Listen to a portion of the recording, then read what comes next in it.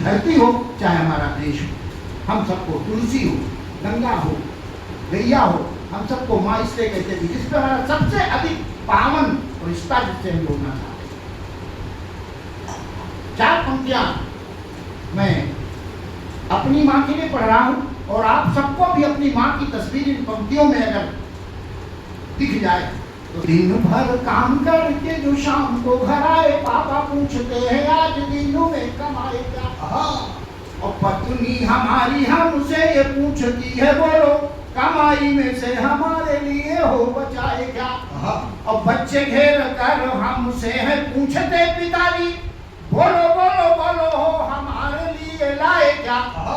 किंतु माए पूछती है कुछ खाने को ले आऊं, दिन भर भूखे रहे हो या कुछ खाएगा, भूखे रहे हो या कुछ खाएगा। और वही माँ जब इस संसार को छोड़कर चली जाती है तो हर एक को कष्ट होता है, लेकिन किसको क्या कष्ट होता है 4 पंक्तियों में आपके बीच लिखता हूं कि वृद्ध माँ की मृत्यु पे पिताजी आह सोचते हैं अब कौन पास बैठ कर बती आएगा। खंडेलवाल जी की और हमारी भी सबसे बड़ी समस्या यही है, क्योंकि आज के समय आपाधापी के जीवन में किसी के पास समय नहीं है।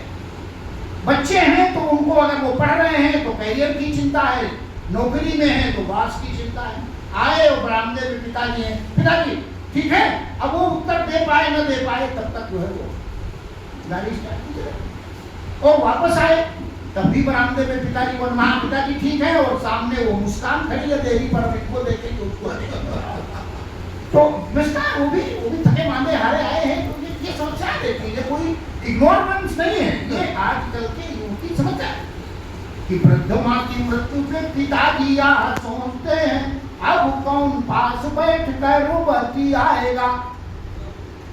और बेटा यहाँ सोच के दुखी है घर लौटने पे प्यार भरा हाथ कौन सर पे फिराएगा, प्यार भरा हाथ कौन सर पे फिराएगा।